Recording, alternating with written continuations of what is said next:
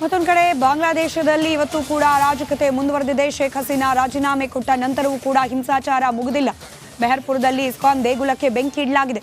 ಹಲವು ಹಿಂದೂ ದೇಗುಲಗಳ ಮೇಲೆ ದಾಳಿಯನ್ನ ಮಾಡಿ ಧ್ವಂಸಗೊಳಿಸಲಾಗ್ತಾ ಇದೆ. ಧಾರ್ಮಿಕ ಅಲ್ಪಸಂಖ್ಯಾತರು ಹಿಂದೂಗಳನ್ನು ಒಳಗೊಂಡಂತೆ ಬಾಂಗ್ಲಾದೇಶದಲ್ಲಿರುವ ಧಾರ್ಮಿಕ ಅಲ್ಪಸಂಖ್ಯಾತರಿಗೆ ಈಗಿರುವ ಪರಿಸ್ಥಿತಿ ಆತಂಕಕ್ಕೆ ಕಾರಣವಾಗ್ತಾ ಇದೆ. ಸಹಾಯಕ್ಕೆ ಮೊರೆ ಇಟ್ಟರೂ ಕೂಡ ನೆರವು ಲಭ್ಯವಾಗ್ತಾ ಇಲ್ಲ. ಅಂಥ ಪರಿಸ್ಥಿತಿಯಲ್ಲಿ ಬದುಕ್ತಿದ್ದಾರೆ ಬಾಂಗ್ಲಾದೇಶದಲ್ಲಿ ಅಲ್ಪಸಂಖ್ಯಾತರು.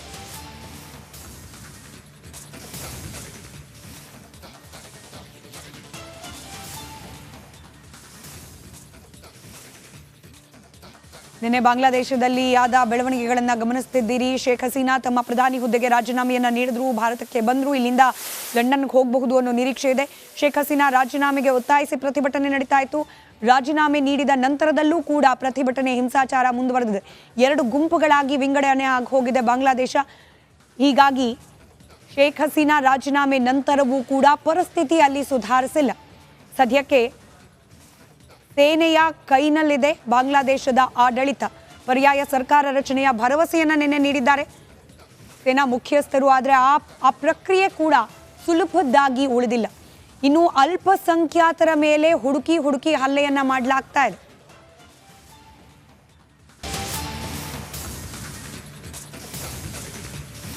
ಮತ್ತೊಂದು ಕಡೆ ಬಾಂಗ್ಲಾದೇಶದಲ್ಲಿ ಇವತ್ತು ಕೂಡ ಅರಾಜಕತೆ ಮುಂದುವರೆದಿದೆ. ಶೇಖ್ ಹಸೀನಾ ರಾಜೀನಾಮೆ ಕೊಟ್ಟ ನಂತರವೂ ಕೂಡ ಹಿಂಸಾಚಾರ ಮುಗಿದಿಲ್ಲ. ಮೆಹರ್ಪುರದಲ್ಲಿ ಇಸ್ಕಾನ್ ದೇಗುಲಕ್ಕೆ ಬೆಂಕಿ ಇಡಲಾಗಿದೆ. ಹಲವು ಹಿಂದೂ ದೇಗುಲಗಳ ಮೇಲೆ ದಾಳಿಯನ್ನ ಮಾಡಿ ಧ್ವಂಸಗೊಳಿಸಲಾಗ್ತಾ ಇದೆ. ಧಾರ್ಮಿಕ ಅಲ್ಪಸಂಖ್ಯಾತರು ಹಿಂದೂಗಳನ್ನು ಒಳಗೊಂಡಂತೆ ಬಾಂಗ್ಲಾದೇಶದಲ್ಲಿರುವ ಧಾರ್ಮಿಕ ಅಲ್ಪಸಂಖ್ಯಾತರಿಗೆ ಈಗಿರುವ ಪರಿಸ್ಥಿತಿ ಆತಂಕಕ್ಕೆ ಕಾರಣವಾಗ್ತಾ ಇದೆ. ಸಹಾಯಕ್ಕೆ ಮೊರೆ ಇಟ್ಟರೂ ಕೂಡ ನೆರವು ಲಭ್ಯವಾಗ್ತಾ ಇಲ್ಲ. ಅಂಥ ಪರಿಸ್ಥಿತಿಯಲ್ಲಿ ಬದುಕ್ತಿದ್ದಾರೆ ಬಾಂಗ್ಲಾದೇಶದಲ್ಲಿ ಅಲ್ಪಸಂಖ್ಯಾತರು.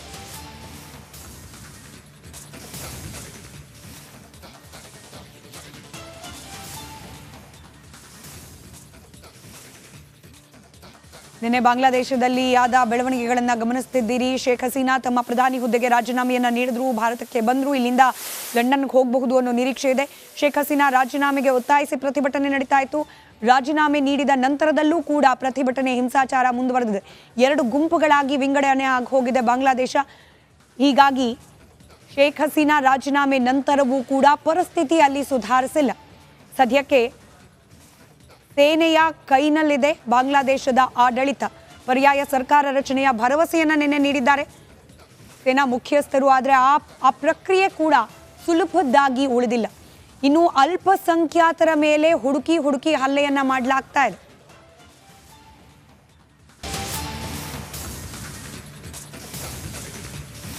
ಮತ್ತೊಂದು ಕಡೆ ಬಾಂಗ್ಲಾದೇಶದಲ್ಲಿ ಇವತ್ತು ಕೂಡ ಅರಾಜಕತೆ ಮುಂದುವರೆದಿದೆ. ಶೇಖ್ ಹಸೀನಾ ರಾಜೀನಾಮೆ ಕೊಟ್ಟ ನಂತರವೂ ಕೂಡ ಹಿಂಸಾಚಾರ ಮುಗಿದಿಲ್ಲ. ಮೆಹರ್ಪುರದಲ್ಲಿ ಇಸ್ಕಾನ್ ದೇಗುಲಕ್ಕೆ ಬೆಂಕಿ ಇಡಲಾಗಿದೆ. ಹಲವು ಹಿಂದೂ ದೇಗುಲಗಳ ಮೇಲೆ ದಾಳಿಯನ್ನ ಮಾಡಿ ಧ್ವಂಸಗೊಳಿಸಲಾಗ್ತಾ ಇದೆ. ಧಾರ್ಮಿಕ ಅಲ್ಪಸಂಖ್ಯಾತರು ಹಿಂದೂಗಳನ್ನು ಒಳಗೊಂಡಂತೆ ಬಾಂಗ್ಲಾದೇಶದಲ್ಲಿರುವ ಧಾರ್ಮಿಕ ಅಲ್ಪಸಂಖ್ಯಾತರಿಗೆ ಈಗಿರುವ ಪರಿಸ್ಥಿತಿ ಆತಂಕಕ್ಕೆ ಕಾರಣವಾಗ್ತಾ ಇದೆ. ಸಹಾಯಕ್ಕೆ ಮೊರೆ ಇಟ್ಟರೂ ಕೂಡ ನೆರವು ಲಭ್ಯವಾಗ್ತಾ ಇಲ್ಲ. ಅಂಥ ಪರಿಸ್ಥಿತಿಯಲ್ಲಿ ಬದುಕ್ತಿದ್ದಾರೆ ಬಾಂಗ್ಲಾದೇಶದಲ್ಲಿ ಅಲ್ಪಸಂಖ್ಯಾತರು.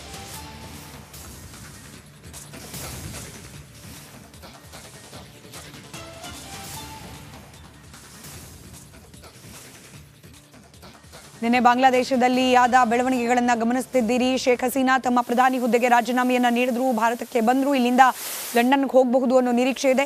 ಶೇಖ್ ಹಸೀನಾ ರಾಜೀನಾಮೆಗೆ ಒತ್ತಾಯಿಸಿ ಪ್ರತಿಭಟನೆ ನಡೀತಾ ಇತ್ತು. ರಾಜೀನಾಮೆ ನೀಡಿದ ನಂತರದಲ್ಲೂ ಕೂಡ ಪ್ರತಿಭಟನೆ ಹಿಂಸಾಚಾರ ಮುಂದುವರೆದಿದೆ.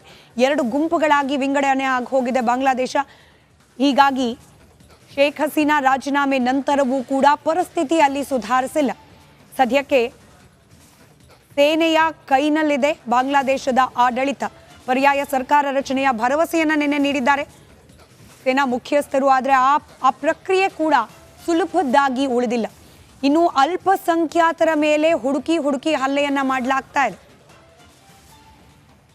ವಯನಾಡಿನಲ್ಲಿ ಸಂಭವಿಸಿದ ಭೀಕರ ಭೂಕುಸಿತ ಅದಾದ ನಂತರದಲ್ಲಿ ಅಲ್ಲಿ ಸಂಭವಿಸಿರುವ ಪರಿಸ್ಥಿತಿ, ರಕ್ಷಣಾ ಕಾರ್ಯಾಚರಣೆ ಇದರ ನಡುವೆ ಕೂಡ ಮುಂದುವರೆದಿದೆ. ಎಲ್ಲಿ ನೋಡಿದ್ರೂ ಅಲ್ಲಿ ಮನ ಕಲುಕುವ ದೃಶ್ಯಗಳೇ ಕಾಣೋಕೆ ಸಿಗ್ತಾ ಇದೆ. ಕೇವಲ ಉಳಿದಿರೋದು ಅವಶೇಷಗಳು ಮಾತ್ರ.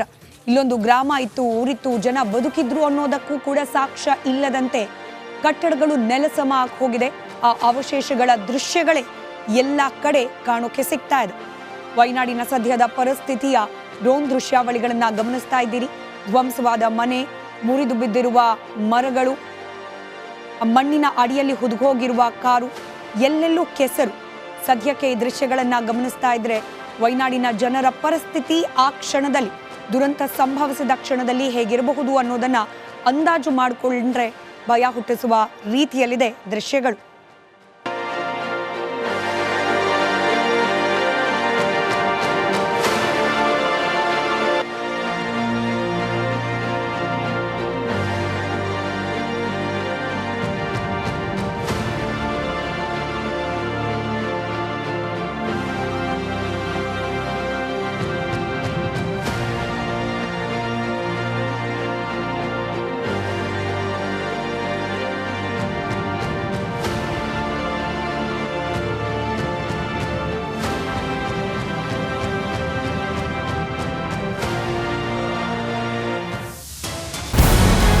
ನಮಸ್ಕಾರ, ಕರ್ನಾಟಕ ಪ್ರೈಮ್ ಟೈಮ್ಗೆ ಸ್ವಾಗತ.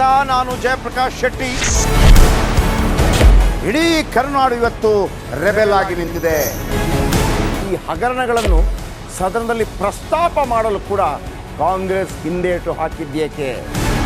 ನಿಮ್ಗೆ ಸಂಬಳ ಅದಕ್ಕೆ, ನಿಮಗೆ ವಾಹನ ಅದಕ್ಕೆ, ನಿಮಗೆ ವೆಪನ್ ಅದಕ್ಕೆ, ನೀವು ಅದನ್ನು ಸೆರೆ ಹಿಡಿಬೇಕಾಗಿತ್ತು. ನೀವು ವಿದ್ಯುತ್ ಬರ ಇದೆ ಅಂತ ಹೇಳ್ತಾ ಇದ್ದೀರಿ, ಎಲ್ಲಿ ಬರ ಇದೆ ನೀವು ಹೇಳಬೇಕು. ಪಾಕಿಸ್ತಾನ್ ಆಕ್ಯುಪೈಡ್ ಕಾಶ್ಮೀರ್ ಅದು ಎಂದೆಂದಿಗೂ ನಮ್ಮದು. 40 ಮೆಷಿನ್ಗಳು ತಂದಿತ್ತು ನೋಟ್ ಎಣಿಸುವುದಕ್ಕೆ, ಅದೇ ಹಾಳಾಯಿತು. ಮಥುರಾದ ಗಲಾಟೆ ಇದೆಯಲ್ಲ, ಅದು ಸ್ಥಳೀಯವಾಗಿ ಕೂತು ಪರಿಹರಿಸಬಹುದಾದಂಥ ಕಾನೂನಿದೆ. ಗ್ಯಾರಂಟಿ ಯೋಜನೆಯಿಂದ ನಷ್ಟ ಆಗಿದೆ, ಲಾಭ ಆಗಿದೆ, ದಯವಿಟ್ಟು ಹೇಳಿ. Dawood Ibrahim most wanted criminal ಯಾವಾಗಾದ ಅಂದರೆ ಇಲ್ಲಿ ತನಕ ಭಾರತ ದೇಶದಲ್ಲಿ ಓರ್ವ ದಲಿತ ಪ್ರಧಾನಿಯಾದಂಥ ಇತಿಹಾಸವೇ ಇಲ್ಲ.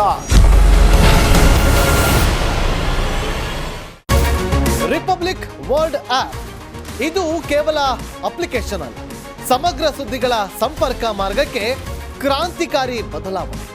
ರಿಪಬ್ಲಿಕ್ ವರ್ಲ್ಡ್ ಆಪ್ ಕೇವಲ ಸುದ್ದಿ ಅಪ್ಲಿಕೇಶನ್ ಅನ್ನ ಪರಿಚಯ ಮಾಡ್ತಾ ಇಲ್ಲ, ಬದಲಾಗಿ ಡಿಜಿಟಲ್ ಸುದ್ದಿ ಬಳಕೆಯ ಹೊಸ ಯುಗಕ್ಕೆ ನಾಂದಿ ಹಾಡ್ತಾ ಇದೆ.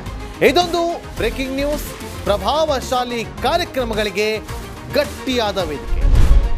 ರಿಪಬ್ಲಿಕ್ ವರ್ಲ್ಡ್ ಅಪ್ಲಿಕೇಶನ್ ಈಗ ಲೈವ್ ಆಗಿದೆ. ಗೂಗಲ್ ಪ್ಲೇ ಸ್ಟೋರ್ ಮತ್ತು ಆಪಲ್ ಆಪ್ ಸ್ಟೋರ್ ಎರಡರಲ್ಲೂ ಲಭ್ಯವಿದೆ. ಈಗಲೇ ಡೌನ್ಲೋಡ್ ಮಾಡಿ.